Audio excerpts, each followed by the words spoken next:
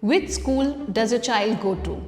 Now that's become a loaded question in social circles where everyone is showing off the brands they wear and use and even the success ladder that they've got their kid onto.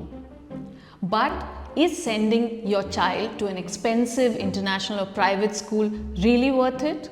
Let's find out. I'm Nidhi Sinha, editor of Digitization Aspects of Our Life and all the industries. Around 14-15 years ago, when I went around for my kids' nursery admission, we were faced with a peculiar situation. And that kind of, gave us a sense of dread as well. Most of the Delhi schools had points for alumni or sibling, which neither me or my husband had. And that pushed us down the list. Then we checked a few private schools in NCR, but the fee tag was so high that it deterred us. Even if we were able to pay that kind of fees, we would never be able to save for his higher education or our retirement. Luckily for us, he did get into a public school. But that is not the case with everyone. So, if you find yourself in the same dilemma, you need to make some hard decisions.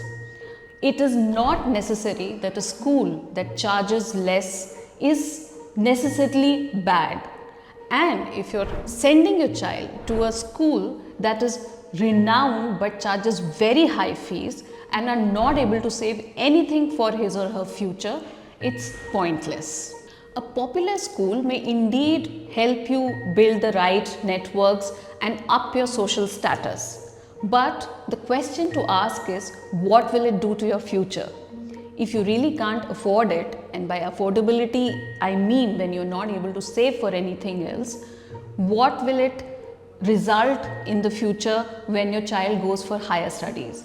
Now the cost of higher studies is going up consistently, and if you don't start saving it already when the kid is really small, it will be very difficult to reach that kind of goal. The other option, of course, is to take an education loan. But would you want to burden yourself and your child with an education loan at that level or when he or she gets into their first job? These are critical questions that you should ask yourself. So what should you do? The key is to strike the right balance rather than spend more on school fees than you can really afford. Remember that a school that charges less fee is not necessarily bad. This dilemma, of course, may not be faced by a lot of parents in smaller cities and developed states where public and government schools are really good. However, if you are in a metro, what matters is that your child gets a good education and develops a wholesome personality. Getting social status out of a school name is not always the best idea. Stay informed, invest smart. Keep watching Nidhi Talks.